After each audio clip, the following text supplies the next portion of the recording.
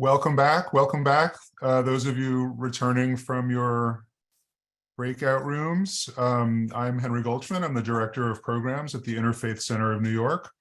And I am delighted to be moderating our next panel.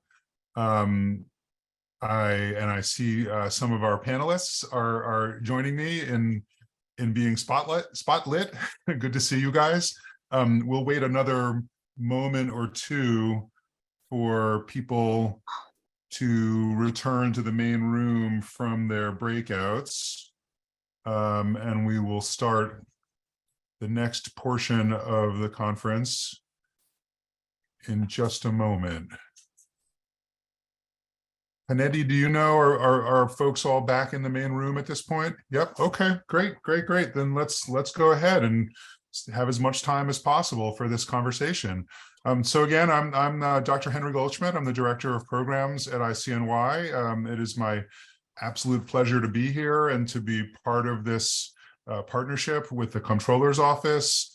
Again, just like huge props to Annetta and Alia and everyone else who's led this day. I'm really glad to be a part of it. So I'm here now with Isaac Adlerstein, who's the Executive Director of Broadway Community, the Reverend Peter Cook, Executive Director of the New York State Council of Churches, Reverend Dr. Donna Schaper, the co-founder of Bricks and Mortals, an organization with what I think is like the best name ever. Like, Donna, that's awesome. Anyway, co-founder of Bricks and Mortals, and also the former senior minister at Judson Memorial Church.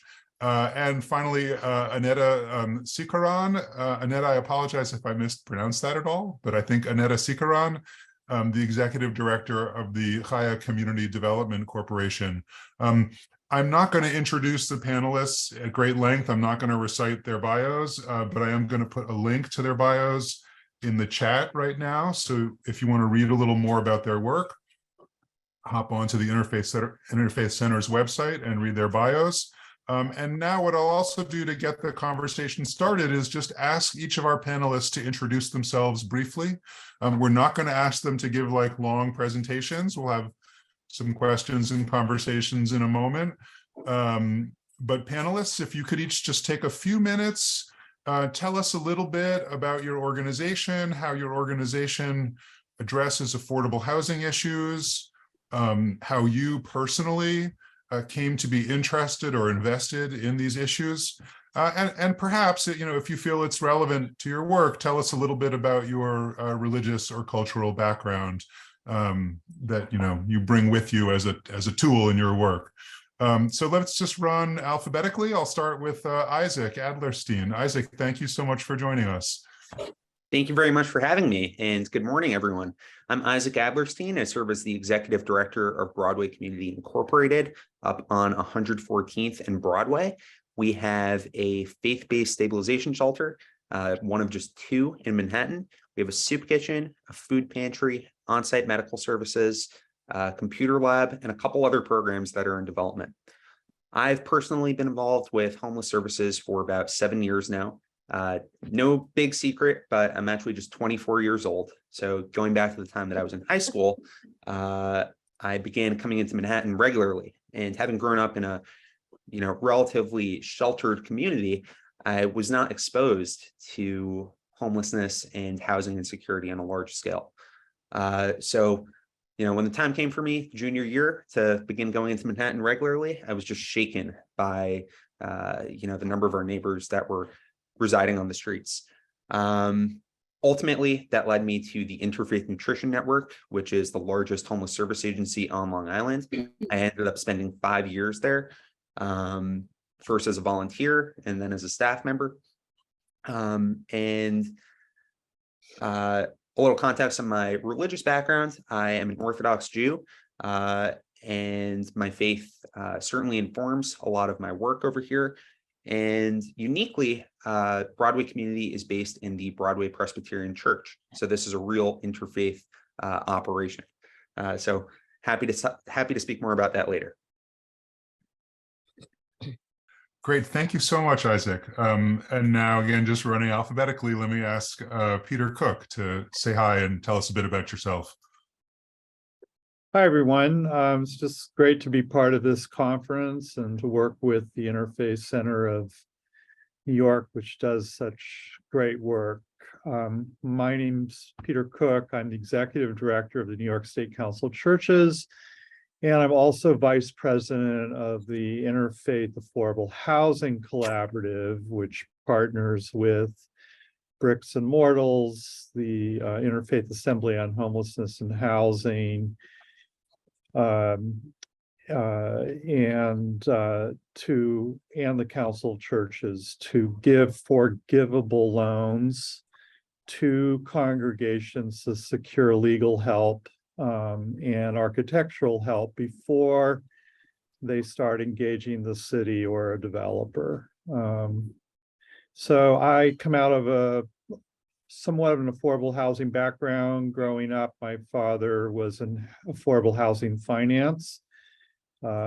Most of his career in California, and also as head of the Housing Finance Agency in Maryland.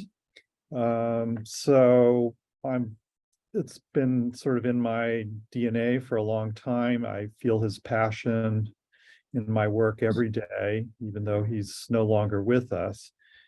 My first church, we built an affordable housing development, which is still in existence 22 years later in Waukegan, Illinois. And more recently, the council in this position is passionate about helping congregations not get exploited by developers or government because they don't have the right legal or architectural representation or the ability to pay for it.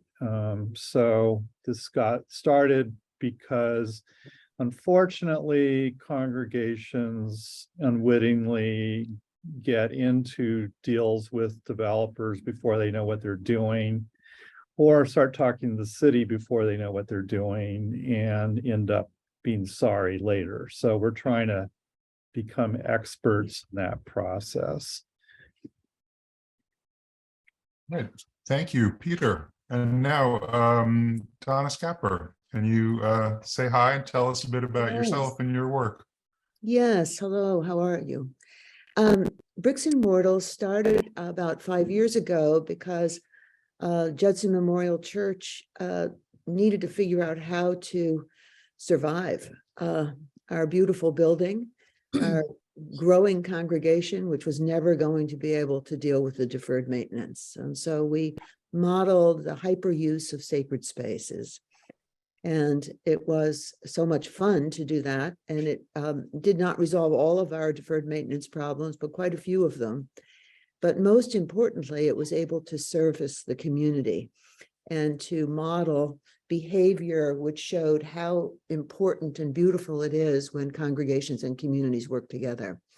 The biggest mistake we made probably in our hyper use of sacred space model was not engaging the community early enough in decision-making about the building. I'd love to talk about that.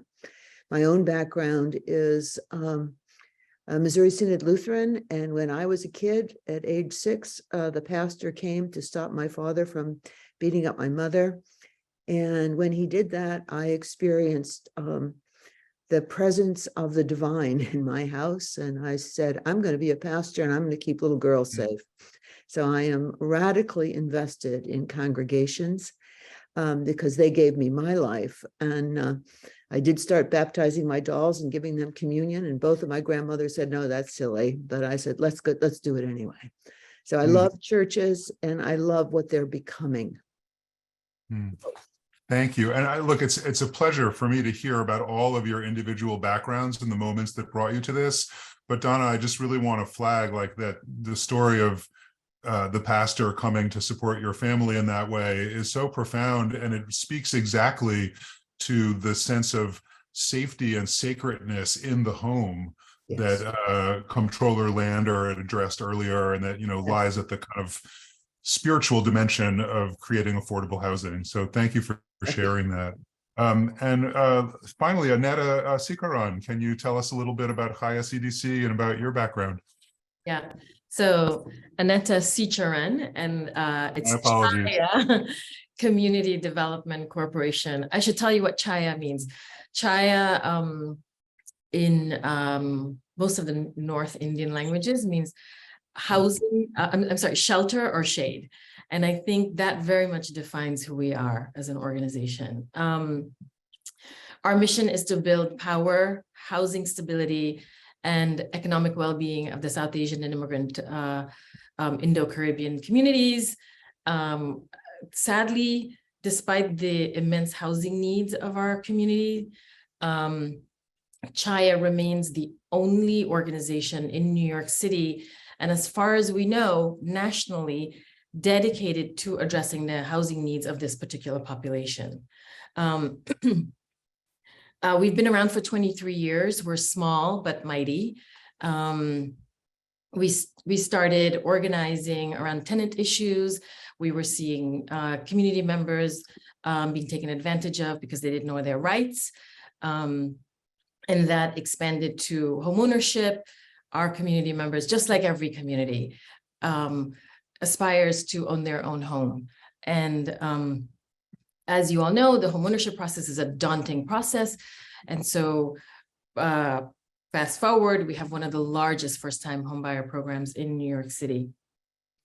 Chhaya also works on a number of campaigns. We start with service, but because we're a small organization, and we really very much see ourselves as part of the fabric of New York City, we believe in informing system-wide change. And for years, from the very beginning, we've been advocating for broad change in many arenas, whether it's language access, civic engagement issues, getting key languages from our community on the ballot, for example.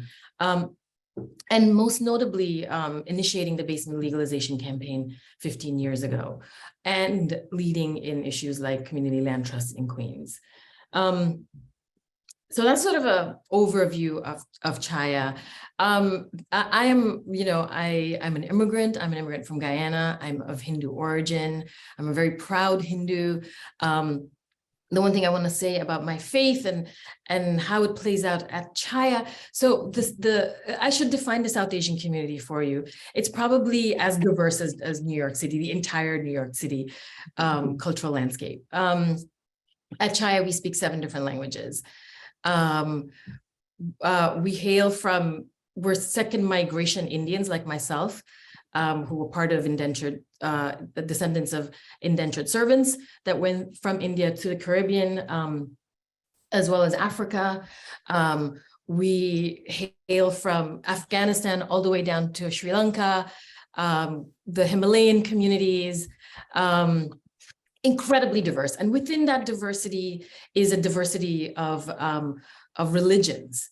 And so for me, but yet we find the diversity of the religions, yet we find this immense commonality. And I would say that if I were to, I can't give you like one quote from Hindu scriptures about like, that affirms justice and housing. But what I can say culturally, the thing that ties such an incredibly diverse community together and allow us to find common ground in our mission is justice, equity, and inclusion. Just a little bit more about my own story. My family immigrated to this country when I was 13 years old. We came with 5 plates and a suitcase full of summer clothes. Landed in New York City in the fall. It was cold. We had no use for our summer clothes. We were taken in by extended family members who provided a safe place, starting in a basement apartment, but a safe place for us until we got on our own feet. And I think that story is, and that experience of being held by the community is what informs and drives my work. Yeah. Thank you. Thank you so much. And apologies about the mispronunciation. It was a little interfaith moment because Chhaya is a very Jewish way to mispronounce Chhaya. Right. Right. Anyway, whatever. But my apologies for that, and thank you, Annette. I really appreciate it. So now we'll have a little bit of time for a conversation just among the panelists. I have a couple of questions, and I also would love to invite our panelists to have questions for each other. But I want to note for everyone else in the conference, in just a few minutes, there'll be an opportunity for everybody to join the conversation, for folks to come on video if they'd like and ask questions. So keep that in mind as our panelists are speaking. We want to hear from everybody soon. And also, feel free to put questions or comments or reflections in the chat at any time. One of the things that I really value about Zoom meetings is you get this like great side conversation that's often fascinating and substantive running in the chat. So feel free to use that to connect with each other. So I have just a couple questions for the panelists. I have a very big kind of sweeping question to get things started. And it actually picks right up from what Annetta was just saying about the importance of her faith and the faiths, plural, of her community in her work.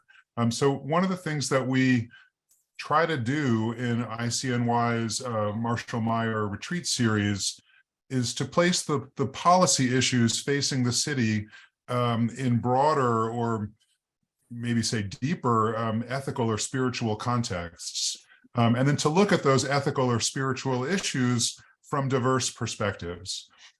So with that in mind, can you each say a little bit about how your faith tradition or the traditions of the folks that you work with, how your faiths understand the spiritual significance of stable, affordable housing?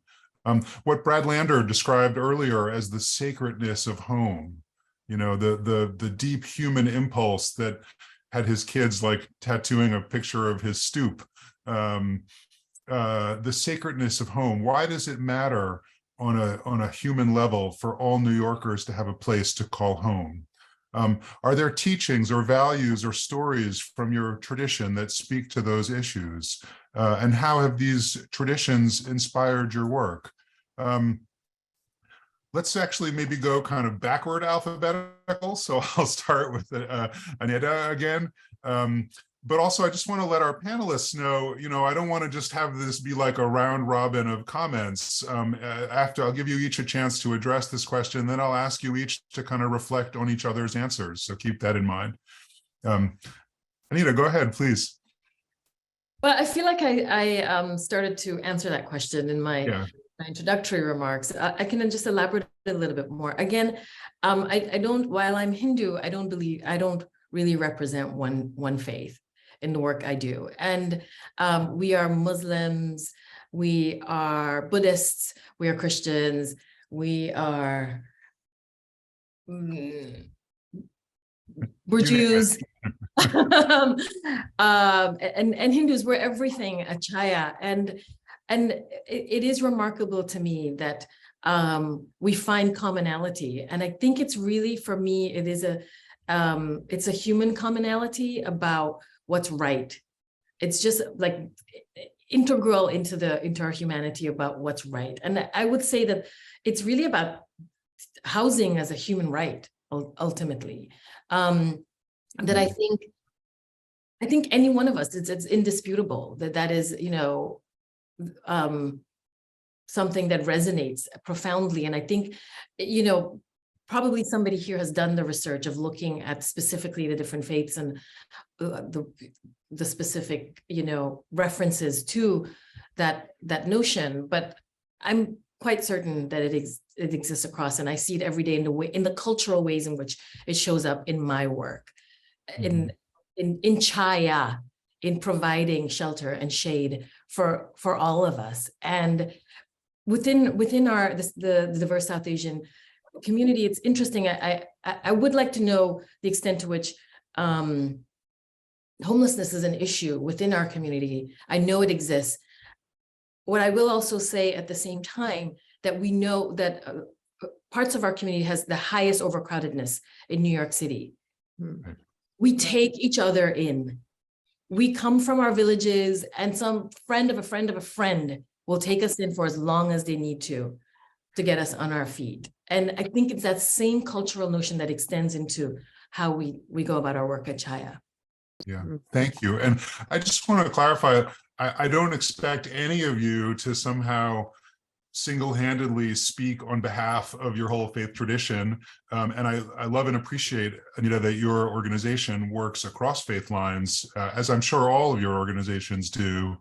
And also just one more clarification, when I ask, what are some of the teachings or principles from your faith tradition, I don't necessarily just have in mind, like, give us a good scripture quote. I'm pro scripture quotes. If other panelists have good scripture quotes, I'd love to hear them. But the way, Annetta, that you were reflecting on the kind of spiritual sources and principles found in the everyday life of your community, I think that's really profound, and I appreciate it. Donna, again, we're just kind of going reverse alphabetically. If you could talk a little bit about the sacredness of home. Well, I think one of the words that really matters to me is the word shalom, or salvation, or security, or safety. They're all from similar roots. And I'm reminded of the Yiddish phrase from the early village that when people would take each other in and sleep in shifts, 3 shifts to a room. The buildings still look like shtetls in a way, but they would say, hurry up and eat, we need the tablecloth for a sheet. And that meant that they were going to be together, and that there was a spiritual safety in taking each other in. Today, we have so many people without that spiritual safety, because, as I've already said, of the deterioration of our congregations. I mean, God is doing a new thing. Something's happening because congregations are not as strong as they were. So how do we do mission consistent things that produce spiritual safety, shalom, salvation? And if you don't have a house, you're not safe, right? If you don't have a community, you're not safe. If you don't have somebody who gives a damn about whether you're out on the street, you're not safe. Yeah. So I think we have to teach people to care, and that's what congregations do. And if we institutionally shift, to me, it's terribly important that we provide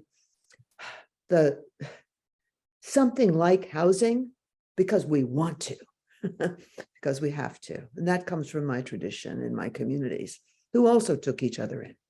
Yeah, thank you. And I love that connection to the Hebrew term shalom, which usually gets translated simply as peace, which is, of course, part of the meaning, but it has a deeper resonance of like wholeness and completeness, which I think is part of what we're getting at in talking about the sacredness of home. Peter, you want to pick up on any of this, or from your own faith? Again, not to speak on behalf of it, but what has it taught you about these issues?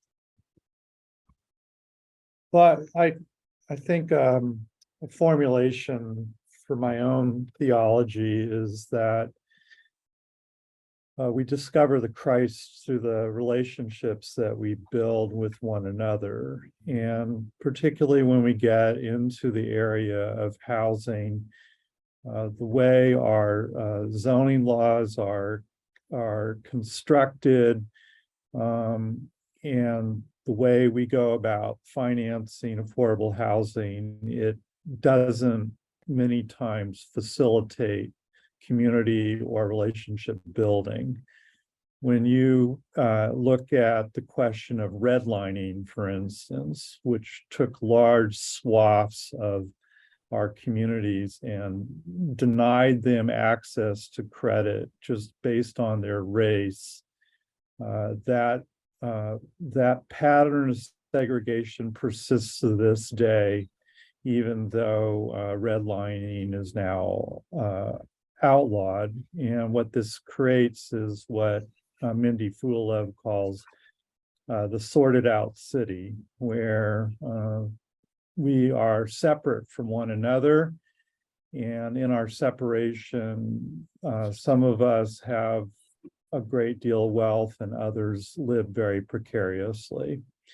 And so this really facilitates, I think, isolation, disconnection, where people cannot spiritually and physically flourish. Oh, and the other thing I would just say is that churches really need to look back into their history and start to reclaim their role in building community, not so much just in their own congregations, but out in the community. And that means using their property to build affordable housing and also advocate for policies which will facilitate relationship. Thank you. Isaac. So one of the central themes in Judaism is homelessness, actually. Adam and Eve were expelled from the Garden of Eden. Abraham starts his relationship with God by being told to, go out. Jews went through slavery in Egypt, the destruction of the temples, wandered across the world with the diaspora, faced the Inquisition, pogroms, the Holocaust. My family has personally experienced all of that. I mean, my grandfather's ancestors, went through the Inquisition. My grandparents went through the Holocaust. My great-grandfather, who's still alive, is an Auschwitz survivor. So there's always been, a really, I've always been conscious of the fact that, Jews have long just not had a home. And, another central theme is just opening yourself up to guests. I mean, Passover and Sukkot, which are two of the most central holidays in Judaism, both emphasize having an open tent and, welcoming in strangers. So, Hillel, I'll throw in one of those quotes. Hillel said, "If I'm not for myself, who am I? Or who will be for me? But when I'm only for myself, what am I? And if not now, when?" I think that really the middle part of that, when I'm only for myself, what am I? It really, forces us to think, what are we if we have neighbors who are sleeping on the street and, we're resting comfortably in our homes?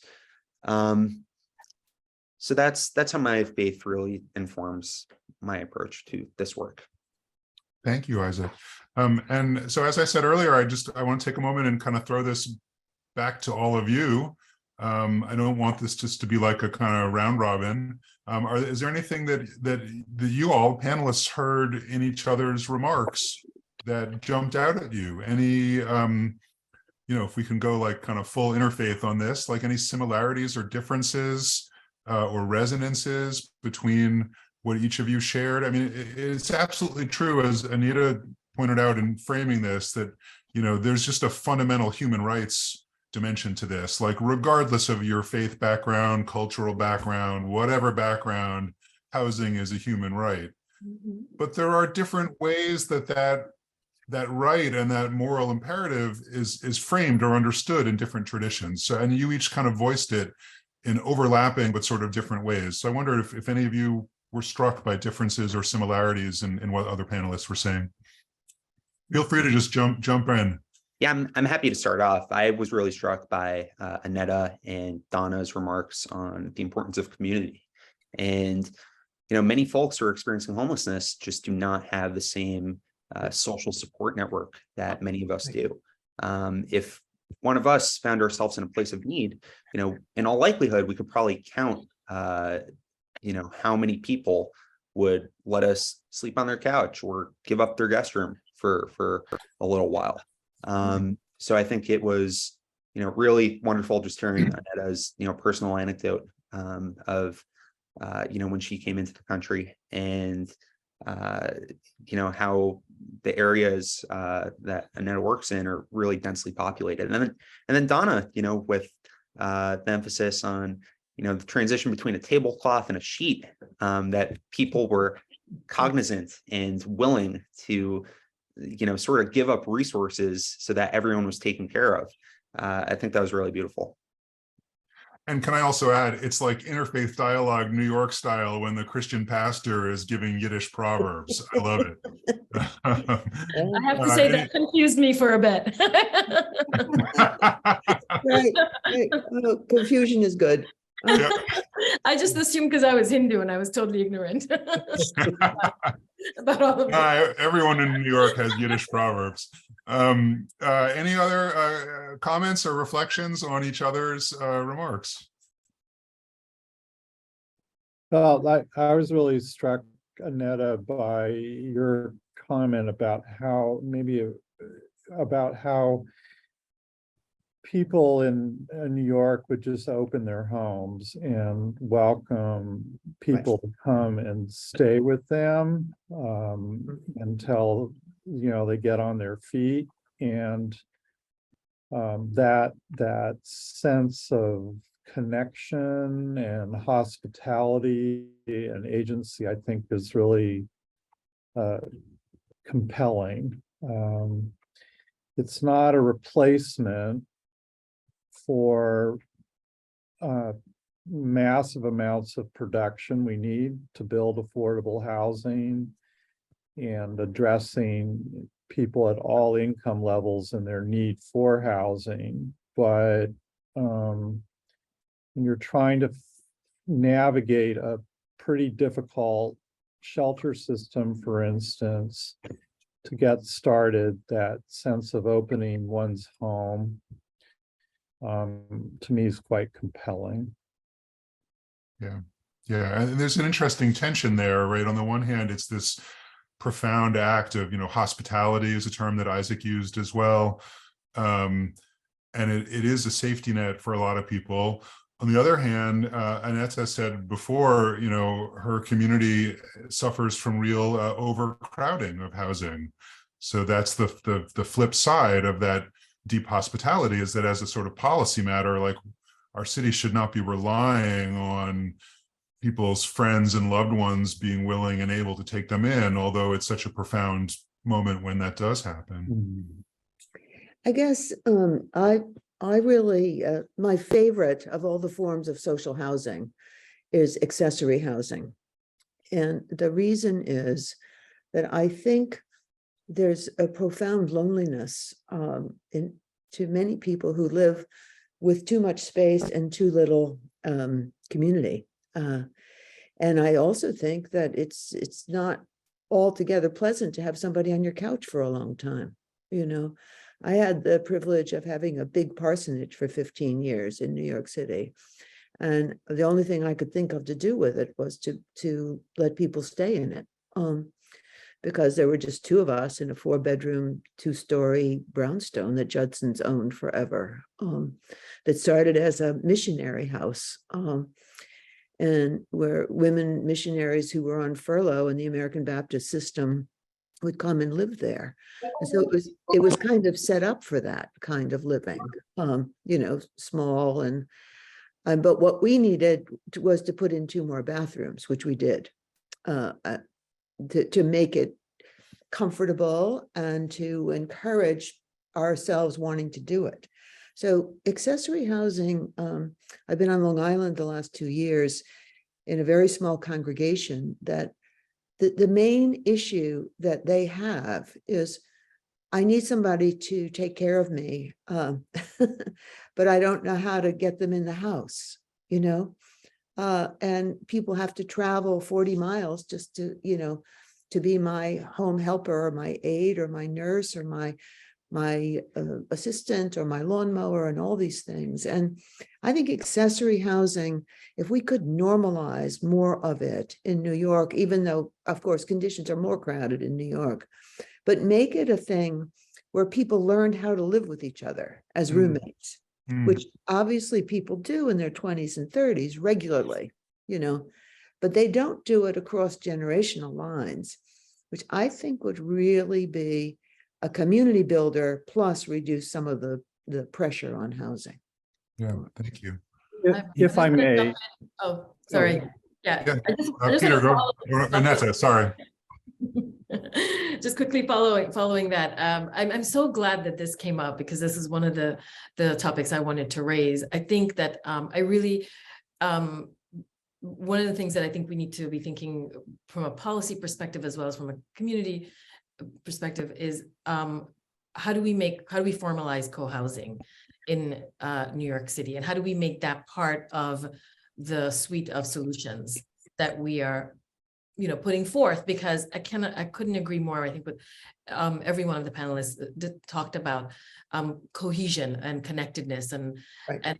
and while even if we were to do everything, all of the proposals that Brad mentioned this morning, I think this piece about social cohesion is really what heals communities, and it's what we're, and I think we saw this in the pandemic, but we're really, really missing more and more in our city and in America in general. So I would love to continue this dialogue around like co-housing. Yeah, I love the way Donna put that a moment ago, learning to live together. That's something that you have to do with your housemate. That's something that we all have to do as New Yorkers as well. And if we can kind of model that, in a home, we can take that to a community. Yeah, I think so. Let me, sorry, Peter, do you have something? And then I want to shift to a different angle. Just to pick up on the ADU question, accessory dwelling units. The governor proposed making it possible to do accessory dwelling units and proposed that in her last address, but she got such blowback, Right. particularly from Long Island, frankly. I know. That she had to retract that. And, they lined up like 100 legislators from Long Island to kill it. And sort of out of this spiteful sense that New York City was making them do something that they didn't want to do. So if we care about these things, we really got to pay attention to the policy stuff and the zoning.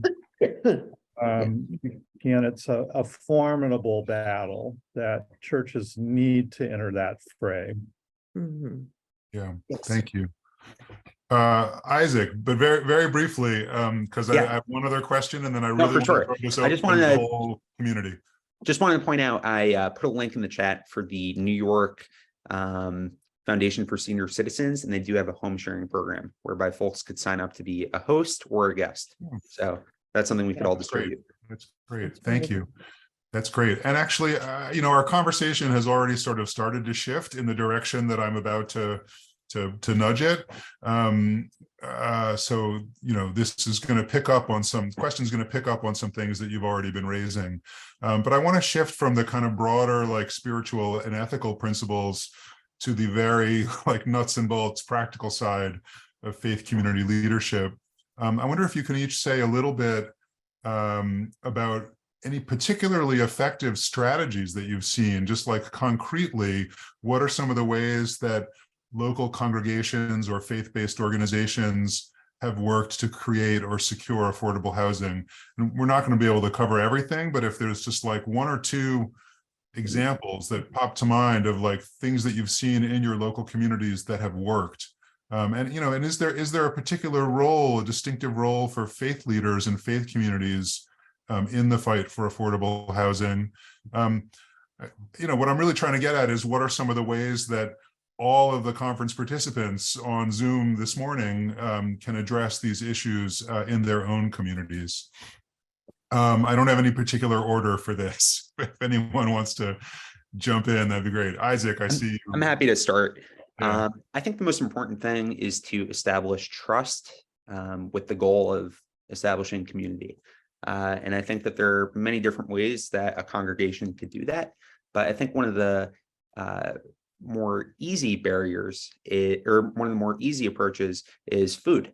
Food is a great connector. So I think, perhaps establishing a soup kitchen or a food pantry and just start to facilitate some of that interaction between neighbors, I think is a really powerful way, to step in the right direction with affordable housing. And then also houses of worship could open up shelters, could offer other services on site, but all with the goal of really engaging the community and getting folks to actually care about the issues, and elect policymakers that could affect long-lasting change. Yeah, thank you. I think, Donna? yeah, I just can't say enough about advocacy, the kind of work that Peter Cook and others do in Albany all the time. I know going to Albany is a pain in the you-know-where, but it is so important. As somebody wise said, meditation might make a mother relax, but it won't get us childcare. So the solutions to the housing crisis is a public solution. And I'm going to advocate for a couple of private solutions, but also I think every church ought to have, if they don't have a shower in their building, they should put a shower in and be able to pick up people. And, when we first did the sanctuary movement at Judson, our board for 3 solid months kept saying, but we don't have a shower. We don't have a shower. They have to have a shower. And every immigrant who was dying to take sanctuary who would come by said, I know how to wash without a shower. I've been washing without a shower my entire life. So of course, finally we got the shower, but it's not, there's just no reason that empty buildings are a sin. A sin. Amen. Especially in a crowded place like New York. Empty buildings are a sin. So becoming accessory dwellings ourselves is good, but going to Albany, one of my members writes a letter to her congressperson, her alderman, and her, every one of her government officials every day, a handwritten letter. And you know what? They take her calls. And she says nice things to them. She says, I like you. I appreciate what you're doing. And by the way, what about this? And I just think any Democratic person that doesn't have a personal relationship with their elected is missing the boat. And the public advocacy is terribly important. And it gains credibility by opening your own home, your own couch, your own church, and building a shower. Yeah, thank you. And let me actually turn to you then, Peter. I know you're on the front lines of this in Albany. Yeah. Are there ways that, folks on the meeting today can get involved in advocacy around affordable housing issues? Sure. Well, of course, every church or congregation is engaged in some kind of charity, and that's good. It is a way to facilitate relationship building. But I think that the same energy that pastors and lay people put into charity needs to go into 2 things. Number one is they really need to look at their property and figure out whether it's being used to bless their community to the best of their ability. And if they need help figuring that out, they really need to go through a pretty systematic process. It's not elaborate, of assessing their property and figuring out how to leverage that property to do something good. And I would just say that you should not have the city of New York or the state or some developer defining the mission of your building. You need to do that with good legal and architectural counsel. And we can help you with that. So that's first. And then on the advocacy front, I would just say that pay attention to what's going on in your neighborhood. If there's somebody who's trying to build affordable housing in your neighborhood, get out there, lift up your voice, and offer your support, because you can be sure that there are a lot of people, including people in your congregation, who are going to be out there vociferously opposing it. Mhm. And that's one of the highest leverage things you can do in advocacy, is pay attention, reach out. And then finally, I would just say at the state, city, and federal level, know who your assembly person is, know who your state senator is, ask, what is their plan? If you want some guidance and help with that, you can check out our seminar tomorrow at 10 a.m. All right, thank you. Annetta, anything you want to add, particular strategies that you've seen working in your neighborhood and the communities you serve? Well, I want to echo everything Peter just said, and I want to also thank Peter for his support of accessory dwelling units. Chhaya has been running the basement legalization campaign, and I want to also say that I think faith leaders and houses of worship have so much power, untapped power to mobilize their congregants, their neighbors, the resistant voices to some of the policies that we need to make happen. They have tremendous influence. I mean, that is certainly true in my community. People turn to their faith leaders first before they go anywhere. They do whatever their faith leaders tell them to do. So I just want to really just remind us of that power that faith leaders hold. Additionally, faith leaders have tremendous power in influencing policy. Again, I think, and underutilized power. And I certainly see this in my community. And as Peter mentioned, the third thing is access to space, land, valuable real estate. And just an example of my temple, it's only 40 years old in this country, but it's got incredible real estate, and it's got vacant land, and it is not being utilized. And it's partly a lack of understanding and all of that, not knowing how to go from there to being more useful. So there's a lot of education that needs to be done, and a lot of intentional outreach to newer communities like mine and diverse communities like mine that are often not in these spaces. Yeah. But yeah, so. All right, thank you.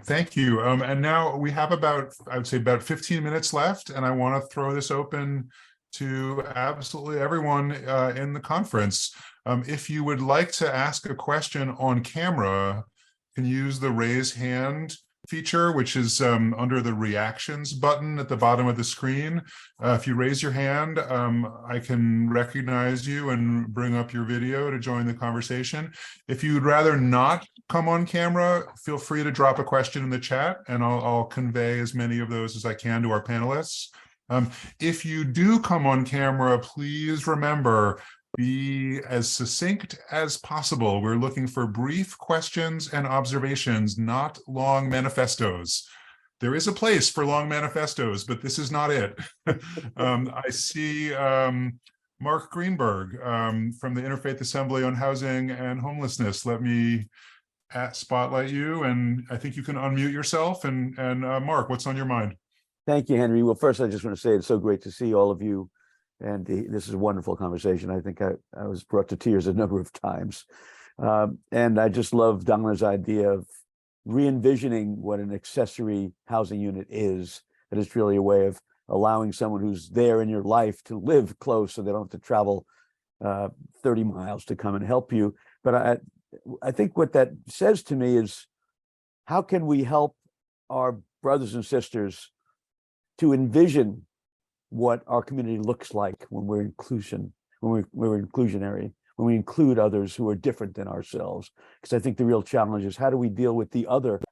And so we have to give people an idea of what it looks like to be with each other when we are different than each other, and how to really see how we are all really much more the same than we are different. What does that look like? And I think Isaac's point of providing some food and getting to know people and seeing how much we have in common is really a step in the right direction. But I think it's a real challenge for congregations and congregation leaders who are afraid of challenging their congregation members to open up their hearts and to see each other as members of the same family. What does that look like? So just want to suggest that we need to lean in on that. Thank you. I saw a lot of nodding heads among the panel, but I wonder, would anyone like to take up this question of, doing this kind of work? It's almost always working across lines of diversity, whether it's race or class or in other ways. How do we create the kind of community that Mark's talking about? Donna, I think I see a lot of head nodding. I just want to say it in one sentence. I think we have to make the beloved cultural density of New York City sexy and attractive to people. We need to promote the brand. like a sexier version of Jane Jacobs. There's no personal comment about Jane Jacobs, God forbid. Exactly right. But that vision of like density and diversity as a real asset for the community. Right, exactly. It needs a PR firm. Anyone else response to the issues that Mark was raising? And again, just a reminder for the whole audience, you can put questions in the chat or raise your hand and come on and ask them yourself. I would just build on what Donna said. We need to make diversity and connection sexy, not just in New York City, but across the state of New York. And as we deal with problems around 1 acre zoning and lack of density and suburban sprawl and so on. So I think faith leaders also have the power of the pulpit, of course, and can invite folks with lived experience with homelessness or housing insecurity to just come and share their personal story.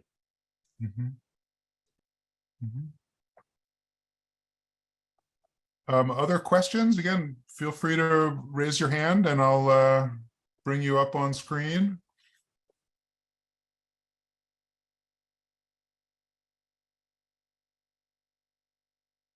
Oh, I see Clint Okayama.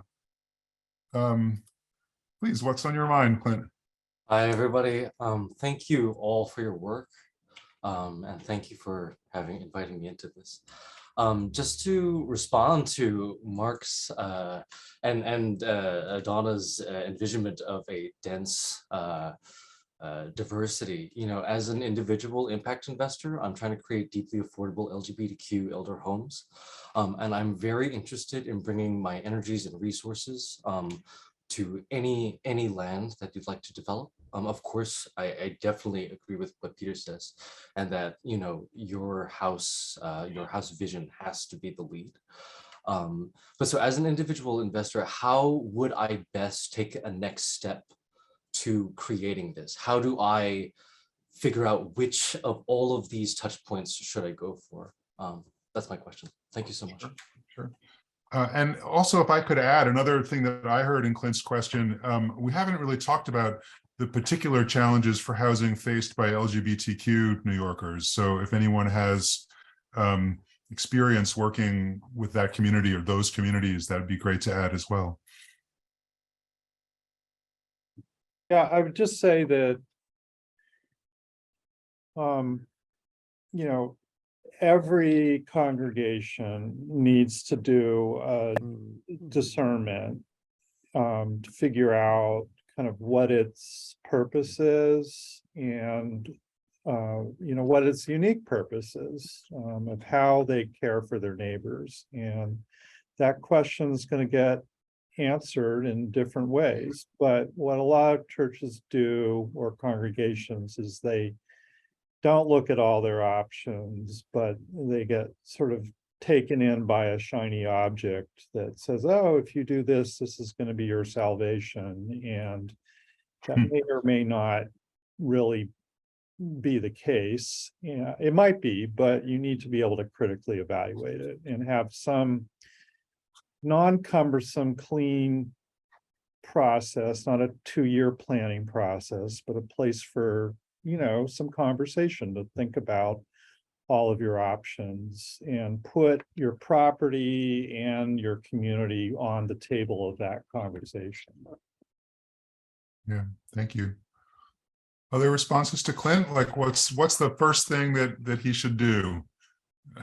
And again, I appreciate, the answer is often like all of the above. And, the first thing to prioritize really depends on where you're at in your community. But I just want to say, it's just wonderful to have somebody who's ready to roll up their sleeve and Totally. I just direct messaged him to talk with me. Yeah. Totally. Whatever you think the first thing to do, like go do it tomorrow. Getting Connected with a local congregation that is gay friendly, I think would be very important. Yep. And there are lots of them. Yep. Mhm. Isaac. I would also add, sorry. Annetta, Annetta, go ahead. Yeah, just quickly, I would also say, Clint, there are many amazing nonprofit developers that you can reach out to, and I'd be happy to also chat with you. Okay. And my thought is that a very large percentage of runaway and homeless youth are out on the streets or in shelters because they were expelled by their families. So, faith leaders could definitely play a role in just building more acceptance within, families for folks with different orientations and gender identities. Right. Right. Thank you. I want to bring in one other. We have a couple more minutes, and there was a comment in the chat from Kathleen Linares, which I'm probably mispronouncing her last name. Sorry, Kathleen. But it raises a really important issue. She, when we were talking before about the housing needs of LGBTQ New Yorkers, she pointed out especially LGBTQ folks leaving prison. But the larger question, not just for queer folks, but for all New Yorkers coming home from prison, housing is a particular challenge. And I don't know the details of this, but I know that there's an advocacy campaign on right now. I think the Fair Chance for Housing campaign that's trying to make it easier for folks returning home from prison to find stable housing. I don't know if any of y'all are involved in that, but if you could, or in other ways, if you could say a little about efforts to create stable housing as part of the reentry process for people returning home to their communities from prison. Well, look, we're abysmal at this as a state. We just perpetually punish people because we have them leave prison with $40 in their pocket, and maybe they can get into a shelter that's often unsafe, and there are just not supportive housing situations that can help them to stabilize, and there just needs to be a lot of political will to push through to make that housing accessible. And I would say that that's also true for undocumented people to be able to access these resources. But if we're getting taken in with this very narrow view of public safety that we're dealing with, and we pander to that kind of politics, this isn't going to happen. So yeah, we want people to re-enter society and not recidivate, but you're going to have to put in a lot better support structures than you have right now. Yeah, thank you. And I want to just quickly thank my ICNY colleague, Reverend Dominique Atchison, who put a link in the chat to the webpage of the Fair Chance Housing campaign. So if folks are interested in this housing dimensions of the reentry process, there's a link in the chat to much more about it. Any last comments or reflections from the panel? We just have a minute or two more, but anything you want to add to kind of close us out, Isaac? Sure. I'd note that today is Homeless Persons Remembrance Day. Hmm. And, in the Jewish faith, there's a quote that says, don't turn an eye to your brother's blood, or don't stand over your brother's blood. And I think that today in particular, being Homeless Persons Remembrance Day, really reminds us that folks living on the street and, exposed to the elements are at real risk of losing their lives. And that this is really a matter of life and death, creating and making accessible more affordable housing. Thank you. Any other closing reflections? Annetta, please. I really just want to just affirm the natural evolution of this conversation and how co-housing just emerged and social cohesion emerged as such an important thing. And I just want to lift that up and take that away. I also want to say that I want to make a request of folks here to really pay attention to the accessory dwelling unit campaign and to do whatever you can to mobilize support of your local electeds. Many of them have been such an obstacle, both at the city and state levels. And then a community land trust. We didn't talk much about that, but community land trust has to be a foundational part of the solution of how we move forward. I would just say, with regards to community land trusts, that's a really good idea, but congregations really need to get into the weeds on that with the city about who gets site control. And then once you get site control, what's actually getting built on the site, so it's not just sort of a giveaway to developers. Right. Let me just say that I love this suggestion. The gift economy is something that it would really be wonderful for congregations to put on their menu, that if they're thinking about going out of business, one thing they could do is give their land and building away. They've been getting it tax-free for all these years. Why not give it away to a reputable developer to do affordable? I mean, why sell if you're already dead? Yeah, but I just want to again emphasize that even if you want to give your land away or your property away, there's a right way to do that and a wrong way to do it. And you really need to have, again, good legal counsel who can help you work through that process. Absolutely.